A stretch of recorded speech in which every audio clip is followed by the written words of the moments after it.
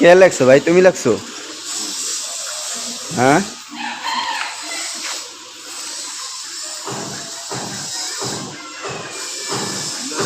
তোমার আতল্লা এত খুব সুন্দর। মাদ্রাসা পড়াই তুমি জানো না? হ্যাঁ, তুমি তো জানো মাদ্রাসা পড়াইছি না? না, আতল্লা এত খুব সুন্দর। জয় বাংলা জিতবে। জয় বলা জিতবে, জয় বাংলা জিতবে এবার দাঁড়িপাল্লা। দাড়িপাল্লা। দাঁড়িপাল্লাতে জামাত শিবির।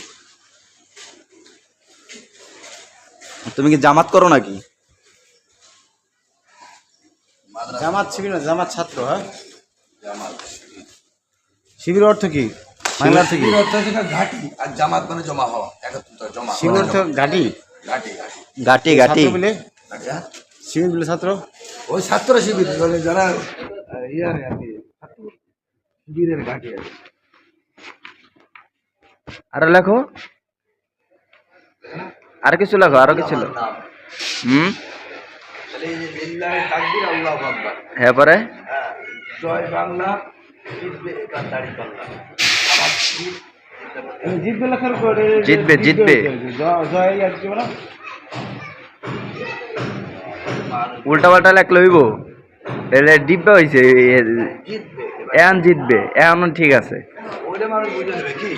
বুঝে নিব কেউ। উল্টা পাল্টা লেখলে তো হইব না।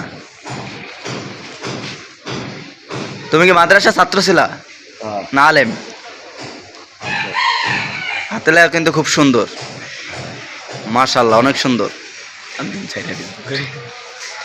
ভাই কিছু বলো, কিছু বলার থাকলে বলো, বলো কিছু বলো। জামাত শিবির ভয় পাওয়ার কোনো কারণ নাই।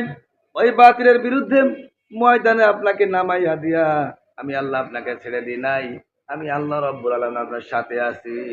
লা তাহসান ইন্নাল্লাহা মা'ানা।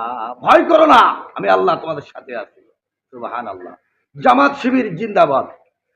আর কিছু বলার আছে? না, এবার